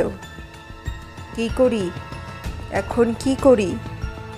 কিন্তু এ কি, দুষ্কর্ম কি আমার জীবনের সাথী হয়ে দাঁড়ালো নাকি? আমি কি পাগল হয়ে যাব? ডায়েরির আর এক পাতায় লেখা, হ্যাঁ, সেই ঠিক হবে। যেমন করে হোক বুড়ো চৌধুরীর সমস্ত সম্পত্তি নষ্ট করে দিতে হবে, ওর ভাগ্নেদের পথে বসাতে হবে। মিলেছে, সুযোগ মিলেছে। সনদ লোক পাঠিয়েছিল আমার কাছে। উইলের অন্যতম উত্তরাধিকারীকে যদি কোনো মতে প্রতিরোধ করতে পারি তবে সে আমায় 10,000 টাকা দেবে। আরও এক পাতায় লেখা। অমর বসু সব ভেস্তে দিল। শেষ পর্যন্ত কুলে এসে তরি ডোবালো। কিন্তু আমার যে সব গোলমাল হয়ে যায়। ভেবেছিলাম সনদকে মুঠোর মধ্যে এনে ধীরে ধীরে তাকে পথের ভিখারি করে পিঁপড়ের মতো পিষে মেরে ফেলে দেবো একদিন। তা তো হলো না, সব ভেস্তে গেল। এখন উপায় মিলেছে, উপায় মিলেছে। আজ রাত্রেই সনদকে শেষ করব। উফ, কি সর্বনাশ! সংবাদ পেলাম অমর বসুই নাকি বাবার ব্যবসায় ষড়যন্ত্রকারীদের মধ্যে তৃতীয় ব্যক্তি ছিল, চৌধুরীর সহকারী হিসাবে। দাঁড়াও বসু, এবার তোমার পালা। তারপর অনেক পাতার পরে লেখা আছে, দলের লোকেরা আমায় জানবার জন্য কি ব্যাকুল, কি ইচ্ছুক। অমর বসুর মৃত্যুর ঘটনা খুব চাঞ্চল্য জাগিয়েছে। যা হোক, কলকাতা যেতে হবে। সনদ আর সুব্রত, ওদের মধ্যে যে কোনো একজনকেও যদি কোনো মতে এখানে এনে ফেলতে পারি তবেই কিস্তিমাত। একজন ধরা পড়লেই ওরা সব কজনে ছুটে আসবে। ধরে সব কটাকে রেঙুনেই আনতে হবে আমার হাতের মুঠোর মধ্যে। আরও এক জায়গায় লেখা, না, কিরিটি বড় বাড়িয়ে তুলেছে, কিন্তু ভদ্রলোকের দেখছি বুদ্ধি আছে। হ্যাঁ, বলতেই হবে বুদ্ধি আছে। ঠিক আঁচ করেছে তো। বুদ্ধির লড়াই আমার বড় ভালো লাগে। দেখি না এক চাল খেলে। আবার এক জায়গায় লেখা, দেখছি ধনাগারের 4টা চুরি গেছে। তা যাক, তাতে আমার কিছু এসে যায় না, ও তো আমি জানি। ওটা আবার কিরিটিরই হাতে করেছে। ওটা চুরি করে আনতে হবে। রেগুনে গিয়ে চুরি করলেই হবে, ব্যস্ততার কিছু নেই। ডায়েরির শেষ পাতায় লেখা আছে, টাকা কড়ি সঞ্চয় করে আমার আর কি হবে। আমি আমার ধনাগারের সমস্ত অর্থ তাকে দিয়ে যাব। মরবার আগে যে আমার কাছে সবচাইতে বিশ্বাসী বলে মনে হবে। ও তো পাপের অর্থ, পাপের নেশায় অর্জন করা অর্থ আমার চাই না। ডায়েরির সবশেষ পাতায় লেখা, মৃত্যু গুহায় সনদ ও অমরকে আটকে রেখেছি। কাল যাব মৃত্যু গুহায় রাত্রি 12টায়। তপ্ত শলা দিয়ে অমরের চোখ কানা করব, আর সনদকে চিরজীবনের জন্য আমার ধনাগারে বন্দি করে রেখে আসব। অর্থ পিশাচ, দেখি আমার আজীবনের সঞ্চিত অর্থে ওর স্বাদ মেটে কিনা। যে সামান্য অর্থের জন্য ভাইকে মেরে ফেলতে পর্যন্ত কুণ্ঠিত নয়, তার প্রায়শ্চিত্ত হওয়া দরকার। তাছাড়া আমার সঙ্গে বিশ্বাসঘাতকতা করেছে, তারও শাস্তি হোক। থাকুক ওই রুদ্ধ ধনাগারে, যুগ যুগ ধরে অর্থের প্রাচুর্যের মধ্যে বন্দী হয়ে যখের মতো। এই পর্যন্ত পড়ে কিরিটি ডায়েরি বন্ধ করল এবং সকলের মুখের দিকে চেয়ে বলল, আজ সেই ভীষণ রাত্রি, অর্থাৎ 11ই, এবং আজ 12টাই হবে সেই ভীষণ পাপানুষ্ঠান। সকলে এতক্ষণ বিস্ময়ে স্তব্ধ হয়ে কিরিটির পড়া শুনছিল। এবার বলে উঠল, উফ, কি ভয়ঙ্কর! অন্ধকারে মোটর লঞ্চ ঝরঝর শব্দে জল কেটে চলেছে তখন। কিরিটি ঘড়ির দিকে চেয়ে দেখল তখন রাত্রি 10:30। এখনো 1.5 ঘন্টা বাকি। শুরু করতে চলেছি পর্ব 21 নম্বর পর্বের নাম শয়তানের কারখানা। চলো পড়া শুরু করি। শয়তানের কারখানা। মিয়াংয়ে এসে যখন লঞ্চ পৌঁছালো রাত্রি তখন প্রায় 11টা। কৃষ্ণা পঞ্চমীর চাঁদ আকাশের কোণে উঁকি দিচ্ছে। ইরাবতীর উচ্ছ্বসিত জলধারা অক্লান্ত কল্লোলে বয়ে যাচ্ছে। স্বল্প চন্দ্রালোকে নদীর বুকে ঢেউয়ের চূড়ায় চূড়ায় যেন কি এক মায়া স্বপ্নের সৃষ্টি করেছে। অদূরে অস্পষ্ট চাঁদের আলোয় ইরাবতীর স্রোতবিধৌত বিশাল গৌতম পর্বত প্যাগোডা মাথায় করে দাঁড়িয়ে আছে চন্দ্রকিরণ স্নাত হয়ে। সকলে লঞ্চ হতে নামলো এক এক করে তীরে। কিরিটি পকেট থেকে একটা ছোট্ট কাগজ বের করলো। তাতে আলো ফেলতে দেখা গেল তার ওপর সাংকেতিকভাবে কি কতকগুলো লেখা আছে। কিরিটি সেই কাগজ দেখতে দেখতে বললে, ওই দেখা যাচ্ছে গৌতম পর্বত। বোধহয় প্যাগোডার দক্ষিণ কোণ দিয়ে এগিয়ে যেতে একটা চন্দন গাছ পাওয়া যাবে। চলুন, আর দেরি নয়, তাড়াতাড়ি পা চালিয়ে চলুন। সকলে দ্রুত পদে এগিয়ে চলল। কারো মুখে একটিও কথা নেই। উৎকণ্ঠিত আগ্রহে রুদ্ধ নিঃশ্বাসে এক রহস্যময় বিভীষিকার দ্বারোদ্ঘাটন করতে সব এগিয়ে চলেছে যেন নিঃশব্দে। এই সেই প্যাগোডা, চলো দক্ষিণ কোণ ধরে। চলতে চলতে এক সময় থেমে কিরিটি বললে। সকলে আবার কিছু দূর এগিয়ে চলল। কিন্তু কোথায় ভাঙা বুদ্ধদেবের মূর্তি? সুব্রত ও রাজু বললে, মিস্টার রায়, আমরা বোধহয় ভুল পথে এসেছি। কিরিটি জোর গলায় বললে, না, ঠিকই চলেছি। ওই দেখুন, ভাঙা বুদ্ধদেবের মূর্তি দেখা যাচ্ছে সামনেই আমাদের। সত্যই অদূরে ভাঙা এক বুদ্ধদেবের মূর্তি দেখা গেল, একখণ্ড বড় পাথরের ওপর বসানো। বুদ্ধদেবের ডান দিকে এগোতেই দেখা গেল সেই চন্দন গাছও। কিরিটি উল্লসিত কণ্ঠে বললে, সব ঠিক ঠিক মিলছে। তারপর কাগজটা মেলে ধরে বলতে লাগলো, এই লোকগুলোর তলায় যেসব চিহ্ন আছে সেগুলো বাদ দিতে হবে। কেননা বলেছে চিহ্ন যত বাদ গেছে তাহলে দাঁড়াচ্ছে 10 পা পরে 2 দিকে, অর্থাৎ 2 দিকে 3 শূন্য বা 30 হাত রাস্তা আছে। হ্যাঁ, এই তো দুদিকে দুটো রাস্তা গেছে দেখছি, একটা ডাইনে একটা বাঁয়ে। এখন এই 2 রাস্তার ব্যাম্প অর্থাৎ বাঁয়ের রাস্তাটি ধরে হাতি 0000 যাও। হাতি মানে গজ, 4 শূন্য হলো 40, সবে মিলে হলো 40 গজ, অর্থাৎ বাঁয়ের রাস্তাটি ধরে 40 গজ যেতে হবে। চলো এগিয়ে। মন্ত্রমুগ্ধের মতোই অন্য সকলে কিরিটির পিছু পিছু এগিয়ে চলে। 30 হাত যাওয়ার পর দেখা গেল সত্যিই 2 দিকে দুটো রাস্তা চলে গেছে। বাঁয়ের রাস্তাটি ধরে 40 গজ এগোবার পর দেখা গেল একটা প্রকাণ্ড পাথরের ওপর একটা ছোট লোহার ড্রাগন বসানো, তার মুখে একটা লোহার বালা পরানো।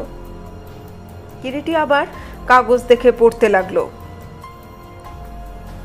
ড্রাগন দেখো বসে আছে ধনাগারের চাবি কাছে, মুখে তার লোহার বালা, দুলছে তাতে চিকন শালা। হ্যাঁ, এই তো ড্রাগনের মুখে লোহার বালা, দেখো দেখো একটা লোহার শলাও আছে।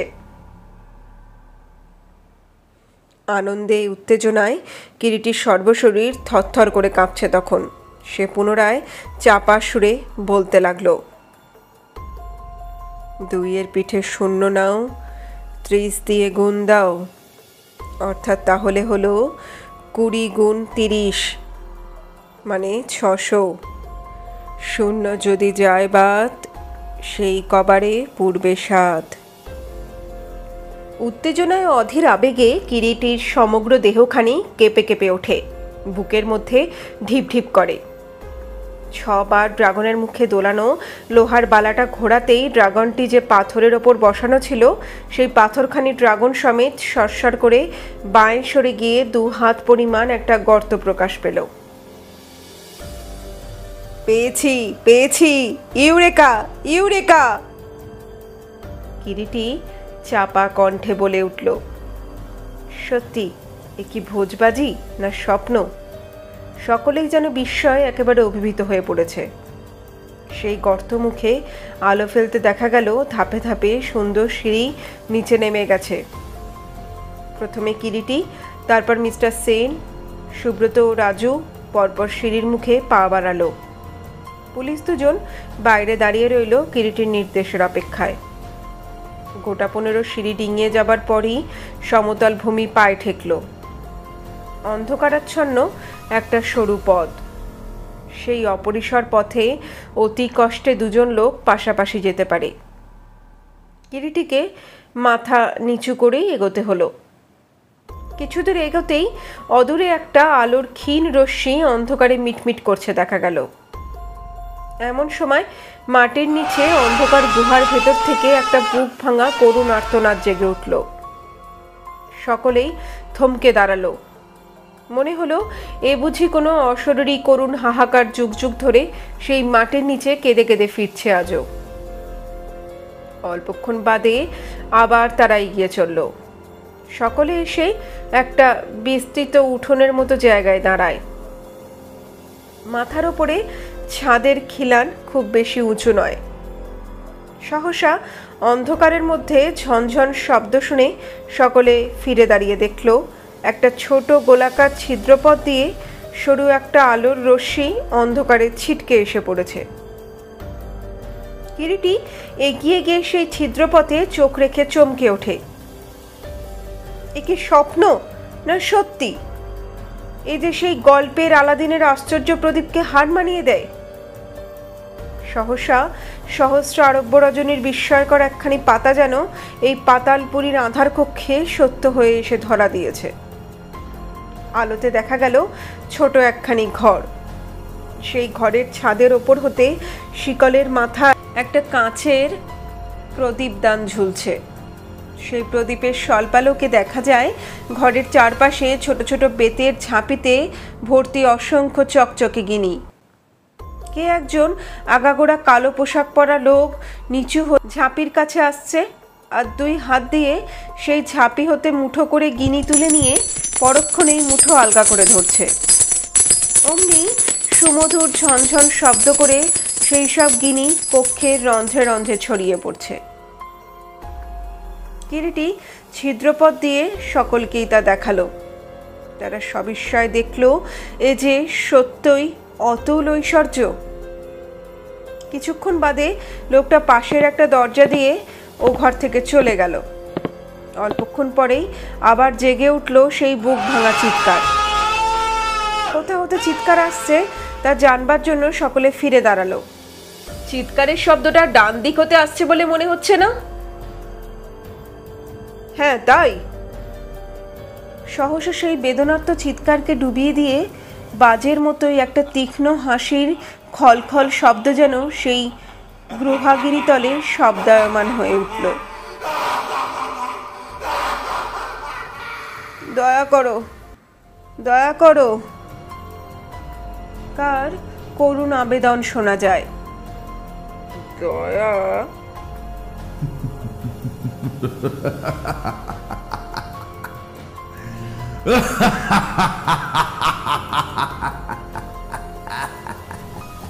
মনে পড়ে অমর বসু, দিব্যেন্দু সন্ন্যালের সেদিনকার সে হতমানের কথা? মানুষের বুকে ছুরি মেরে তাকে তোমরা শয়তান সাজিয়েছ। দয়া মায়া ভালোবাসা কিছু সেখানে নেই। সেখানে পড়ে আছে শুধু জিঘিংসা আর প্রতিশোধ।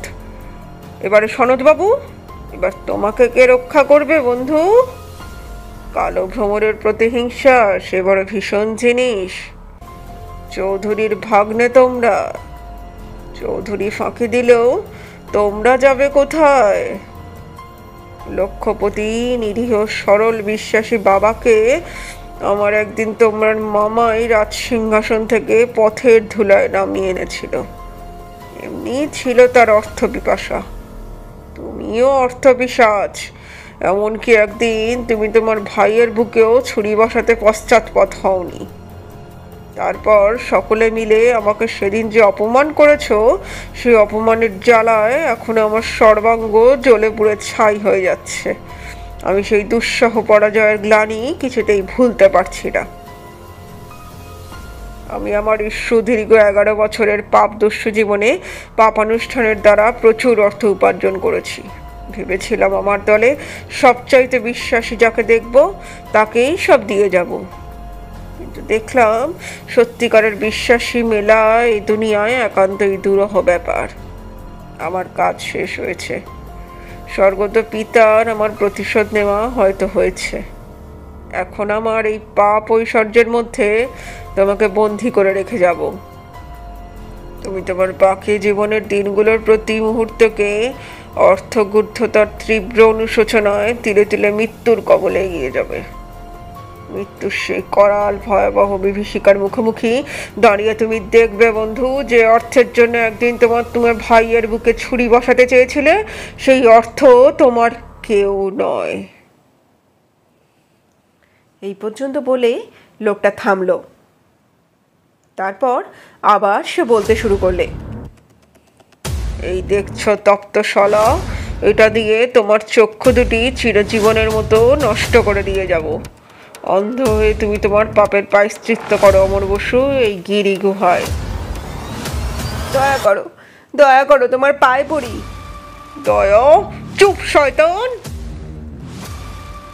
অন্য কোনো কথা শোনা গেল না, কেবল একটা হৃদয়দ্রাবী করুণ গোঙানি আধার মধ্যে করুণ বিভীষিকা জেগে উঠল যেন। এমন সময় কিরিটি সবলে সামনের দরজাটির ওপরে একটা লাথি মারল এবং সঙ্গে সঙ্গে রাজু আর সুব্রত তার ইঙ্গিতে সজোরে ধাক্কা দিতে লাগলো। তিনজনের মিলিত শক্তি প্রতিরোধ করবার মতো ক্ষমতা সামান্য কাঠের দরজাটির ছিল না। দরজা ভেঙে গেল। হুড়মুড় করে সকলে ঘরের মধ্যে গিয়ে ছিটকে পড়ল। শয়তান, শয়তান! কিরিটি গর্জন করে উঠল। ছোট্ট ঘরখানির এক পাশে হাতে পায়ে শিকল দিয়ে বাঁধা অমর বসু। তার চোখ দিয়ে দরদর ধারে তাজা রক্ত গড়িয়ে পড়ছে তখন। বেচারি যন্ত্রণায় অজ্ঞান হয়ে পড়েছেন। অন্যদিকে একটা শিকলে বাঁধা সনদ। আর একজন মাত্র লোক ঘরে ছিল, একটু আগেকার সেই বক্তা। সে তখন ওদের দিকে ফিরে তাকিয়েছে। উফ, কি কুৎসিত তার মুখ! এই বুঝি কোনো মাটির নিচেকার কবরখানা থেকে এইমাত্র উঠে এসেছে। যুগ যুগান্তরের বিভীষিকা যেন মূর্তিমান হয়ে সচল হয়েছে। এখানেও এসেছো? তবে মরো! বলে মুহূর্তে সেই ভীষণ দর্শন লোকটা কোমর থেকে ছোড়া বের করে কিরিটির দিকে ছুঁড়ে মারল। কিরিটি চকিতে সরে গেল। ছোড়াটা এসে সলিল সেনের পাঁজরায় বিঁধে গেল। শয়তান! সুব্রত গর্জে উঠল। হা হা হা করে হেসে উঠল কালো ভ্রমর। জামার পকেট থেকে ছোট্ট একটা অ্যাম্পুলের মতো জিনিস বের করে সেটা পট করে শরীরের চামড়ার মধ্যে বিধিয়ে দিল। সুব্রত লাফিয়ে গিয়ে কালো ভ্রমরের একখানে হাত ততক্ষণে চেপে ধরেছে। মূর্খ, পিপিলিকার ওড়বার স্বাদ! বলে অক্লেশে এক হ্যাঁচকা টান দিয়ে সুব্রত দৃঢ় মুষ্টির কবল থেকে আপনাকে ছাড়িয়ে নিয়ে বললে, কাজ আমার শেষ। তারপর হঠাৎ যেন তীব্র যন্ত্রণায় সে আর্তনাদ করে উঠল। উফ, জ্বলে গেল। তীব্র বিষ, বিষধর কাল লাগেনির উগ্র বিষ। হ্যাঁ, প্রায়শ্চিত্র। সারা জীবন যে সহস্র পাপ করেছি তার প্রায়শ্চিত্র আমি নিজ হাতে স্বেচ্ছায় করে গেলাম। তা না হলে আমার অনুতপ্ত বায়ুভূত আত্মা এই মাটির পৃথিবীর শত সহস্র পাপানুষ্ঠানের স্মৃতির দংশনে হাহাকার করে ফিরত। কালো ভ্রমর আর কিছু বলতে পারল না। টলতে টলতে বসে পড়ল। কণ্ঠস্বর তার ক্ষীণ হয়ে আসছে। কম্পিত হস্তে সে নিজের মুখের মুখোশটা টেনে খোলবার চেষ্টা করতে লাগলো। কিরিটি তাড়াতাড়ি এগিয়ে এসে ক্ষিপ্র হস্তে কালো ভ্রমরের গায়ের জামাগুলো খুলে দেওয়ার চেষ্টা করতে লাগলো, কিন্তু সফল হলো না। পাতলা রবারের মতো জামাটা যেন গায়ে এঁটে বসে আছে এবং তার ভিতর থেকেও দেহসৌষ্ঠব যেন ফুটে বের হচ্ছে লোকটার। সত্যি কি অদ্ভুত তার দেহের প্রতিটি মাংসপেশি, নিয়মিত ব্যায়ামে সুগোল ও সুষ্ঠু। কিন্তু কি আশ্চর্য, ভীষণ দর্শন কুৎসিত অন্তরের সঙ্গে দেহের তো কোনো সাদৃশ্যই নেই। সকলে বিস্মিত হয়ে তার দেহসৌষ্ঠব দেখতে লাগলো। অতি কষ্টে হাঁপাতে হাঁপাতে কালো ভ্রমর বলতে লাগলো, এই বন্ধ ঘরের বন্ধ হাওয়া ছেড়ে আমি বাইরে যাব। তখন সকলে ধরাধরি করে তাকে বাইরে নিয়ে এলো। অমর বসু, সনত ও আহত সলিল সেনকেও একে একে বাইরের মুক্ত আকাশের তলায় নিয়ে আসা হলো। রাত্রি শেষ হয়ে আসছে। প্রভাতী পাখির কলকাকলিতে স্থানটি মুখরিত হয়ে উঠেছে। সকলে এসে কালো ভ্রমরের চারিপাশে ঘিরে দাঁড়ালো। অমরবাবুর জ্ঞান তখনও ফেরেনি। আলো বাতাস, কিন্তু আমার মৃত্যুর পর আমার এই দেহটা নিয়ে আর টানাটানি করো না। ওই ইরাবতীর শান্ত শীতল জলে ভাসিয়ে দিয়ে যেও। বলতে বলতে কালো ভ্রমর স্লথ কম্পিত হস্তে নিজের মুখের মুখোশটা টেনে নিল। তার মুখ দেখে সকলে বিস্ময় স্তম্ভিত হতবাক হয়ে পড়ল। তারা সকলে ঘুমিয়ে স্বপ্ন দেখছে না তো? সলিল সেন যন্ত্রণা ভুলে গিয়ে চিৎকার করে উঠল, ডাক্তার সান্যাল, এ কি? হ্যাঁ, আমি ডক্টর সান্যাল। কালো ভ্রমর কোনো মতে অস্পষ্টভাবে জড়িয়ে জড়িয়ে কথা কটা বললে। তখন প্রভাতের রাঙা সূর্য মেঘের ফাঁকে ফাঁকে উঁকি দিয়ে উঠেছে।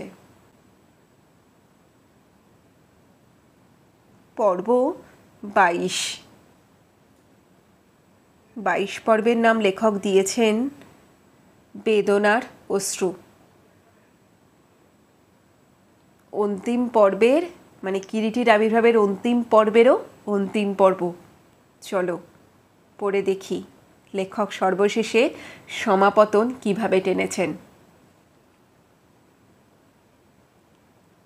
ধীরে ধীরে হতভাগ্যের প্রাণবায়ু বোধ করি বাতাসে মিলিয়ে গেল। সকলের চোখের কোলেই অশ্রু। এত বড় শয়তান তবু সকলের বুকেই যেন আজ দোলা দিয়ে গেছে। অত বড় একটা পাপীর এমনি করুণ পরিসমাপ্তি। তীব্র বিষের ক্রিয়ায় সমস্ত দেহ একেবারে নীল হয়ে গেছে। কিরিটি অশ্রুসজল চোখে ডাক্তারের বা কালো ভ্রমরের মাথায় হাত রেখে বললে, ভগবান তোমার আত্মার মঙ্গল করবেন। কথাগুলো বলতে বলতে কিরিটি যেই কালো ভ্রমরের মাথায় হাত বোলাতে যাবে, অমনি তার কাঁচা পাকা চুলের পরচুলাটাও কিরিটির আঙুলের সঙ্গে খসে এলো। এক মাথা ভর্তি সুন্দর ঢেউ খেলানো কোকড়ানো কোকড়ানো চুল। এতক্ষণে যেন মাথার চুল থেকে দেহের প্রতি অনুপরমাণু পর্যন্ত অপরূপ সৌন্দর্যে বিকশিত হয়ে উঠল। এত সুশ্রী যে কেউ হতে পারে এ যেন ধারণারও অতীত। এমন সুন্দর দেহের অন্তরালে জঘন্য এক শয়তান লুকিয়েছিল। আজ শয়তান দেহ ছেড়ে যাওয়ার সঙ্গে সঙ্গেই দেহ আবার আপন সৌন্দর্য ফিরে পেল। কিরিটি বলতে লাগলো, ডাক্তার প্রথম পরশু রাত্রে আমাদের গৃহে গিয়েছিল এই নকল সাংকেতিক লেখাটার আসল কাগজটা চুরি করতে।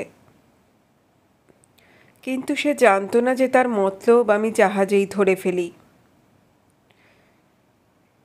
সে একে একে জাহাজের দুরাত্রির সমস্ত ঘটনা খুলে বললে।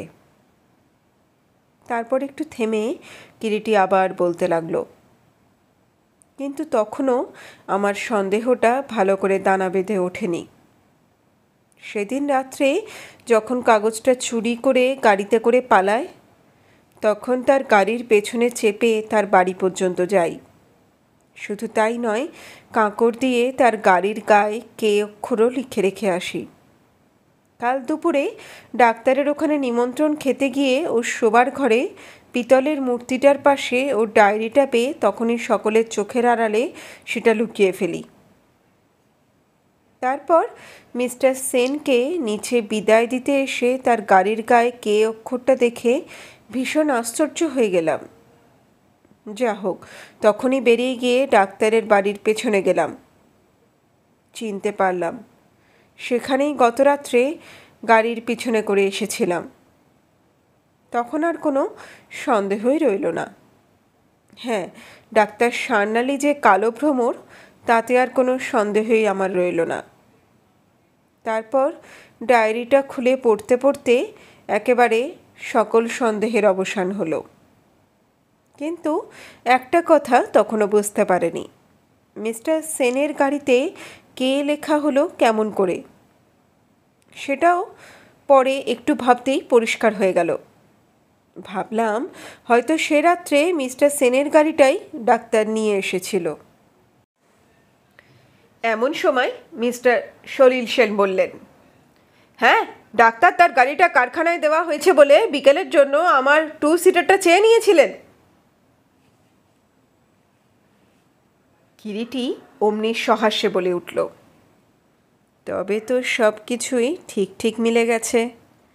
আর একটা কথা, সনদবাবুকে যে রেগুনে আনবে এ কথায় স্থির নিশ্চিত কেমন করে হয়েছিলাম। আপনারা এখন হয়তো বুঝতে পেরে থাকবেন, কালো ভ্রমরের আগাগোড়ায় ইচ্ছে ছিল সে সকলকে নিজের এলাকার মধ্যে টেনে নিয়ে আসে। সে ভেবেছিল দলের একজনকে যদি টেনে নিয়ে আসা যায় তবে সকলেই তার উদ্ধারের জন্য বার্মা পর্যন্ত ছুটে আসবে। তার অনুমানের বিষয়ে সে ডায়েরিতেও লিখে রেখেছে। বলা বাহুল্য, তার অনুমান ভুল হয়নি। এবং এও জানতাম ওই সাংকেতিক লেখাটা উদ্ধার করতে কালো ভ্রমর আমার গৃহে আসবেই, এবং এসেছিল। তবে তার ব্যথার দিকটা, অর্থাৎ কী কারণে অমরবাবু ও সনদবাবুর ওপর তার এতটা প্রতিহিংসার ভাব জেগে উঠেছে, সেটা আমরা তার ডায়েরি পড়ার আগে পর্যন্ত টের পাইনি। এবং ওখানেই ছিল আমার যত সন্দেহ। এই পর্যন্ত বলে কিরিটি তার কথা শেষ করল। সব কথা শুনে তারা সবাই বিস্ময়ে বিমুগ্ধ হয়ে গেল। প্রভাতী সূর্যের সোনালি আলোয় ইরাবতী হেসে যেন গড়িয়ে পড়ছে। সুব্রত, রাজু আর কিরিটি ডাক্তারের মৃতদেহ ধীরে ধীরে ইরাবতীর বুকে ভাসিয়ে দিল। ঢেউয়ের তালে তালে দেহটা ভেসে চলল। সকলের চোখেই অশ্রুভারে ঝলমল করে উঠল। ইরাবতীর শান্ত শীতল জলের তলে কালো ভ্রমর ঘুমিয়ে রইল। স্রোতবিধৌত গৌতম পর্বতোপরি প্যাগোডা ও পর্বতগাত্রে খোদিত অসংখ্য বুদ্ধদেবের মূর্তি সূর্যের আলোয় অতি সুন্দর দেখাচ্ছিল। কালো ভ্রমরের কি সত্যিই মৃত্যু হলো? এ প্রশ্নের জবাব কে দেবে? কে? বন্ধুরা, লেখক গল্পটি এখানেই শেষ করেছেন। গল্পটা তাহলে তোমাদের কেমন লাগলো? সচরাচর তোমাদের যখন আমি কোনো গল্প পড়ে শোনাই তার সমালোচনা খুব একটা করি না। লেখক নিজের মতো করেই গল্প লিখে থাকেন। খুব 2-1টা গল্প ছাড়া মতামত প্রকাশের কোনো জায়গাও থাকে না। আর আমার সেটা উদ্দেশ্যও নয়, কারণ এই চ্যানেলের উদ্দেশ্য বই থেকে গল্প পড়ে শোনানো। গল্পটা বেশ ভালোই চলছিল, আর তোমরাও দারুণ উদ্যোগের সঙ্গে এটা শুনছিলে, সেটা আমি জানি। কিন্তু কালো ভ্রমর শেষ হয়ে যাওয়ার পরেও এই শেষের কে বলে চিৎকার করে ওঠা, মানে কারুকে দেখে এই ব্যাপারটা ঠিক আমি মেনে নিতে পারলাম না। মানে কালো ভ্রমর শেষ হলো, শুভ সমাপ্তি, কিরিটি সমস্ত কিছু সবাইকে খুলে বলল, সব ঠিক আছে, তাহলে আবার কে লাস্টের এইটুকুনির ইঙ্গিত বাহিতার তোমাদের কি মনে হয় এটা ঠিক কতটা দরকার ছিল? কমেন্ট করে কিন্তু সেটা অবশ্যই জানিও। কিন্তু এই শেষের একটা লাইন কে ও কে এই প্রসঙ্গটুকু যদি বাদ দেওয়া যায় তাহলে পুরো গল্পটা কিন্তু সত্যি অসাধারণ। কি তোমাদেরও কি তাই মনে হয়? লাইক, শেয়ার আর কমেন্টের মাধ্যমে নয় আমার এই প্রশ্নের ছোট্ট উত্তরটা তোমরা দিয়ে দিও। আজ তবে এখানেই বিদায় নিচ্ছি। দেখা হবে আবার একটা সুন্দর নতুন গল্পের সাথে। টাটা, সবাই ভালো থেকো।